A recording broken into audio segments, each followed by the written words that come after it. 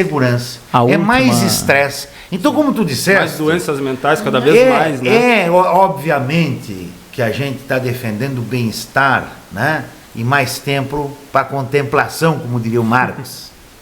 Sim. Agora, tem uma outra coisa de fundo material e econômico aqui colocada.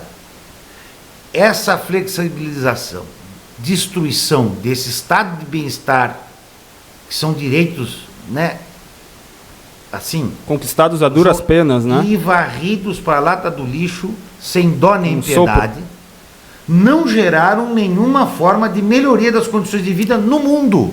Sim. Então isso, quando as pessoas vêm dizer esse tipo de coisa, mas vamos lá. Então, tira lá dos funcionários públicos o que eles conquistaram. Vai melhorar no que isso, gente?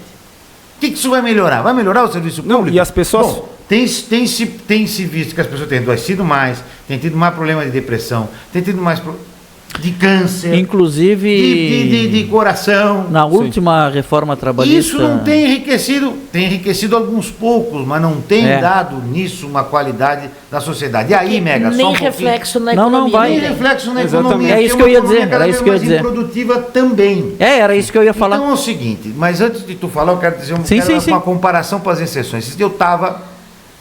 Aquele dia que nós saímos do 1º de maio ali da praça, eu fui depois fazer uma visita com o Cauê, uma familiar do Cauê, e depois nós fomos no Chuí. Nós chegamos no Chuí, tinha uma excursão de chineses.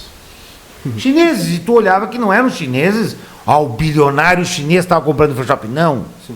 Era gente que tu via, era gente da classe trabalhadora ou da classe média chinesa. Sim. Pois bem, a China é um dos poucos lugares no mundo que ainda respeita os direitos trabalhistas conquistados lá na Revolução Chinesa do Mao Tse-tung em 1950, né, contemporânea da CLT no Brasil.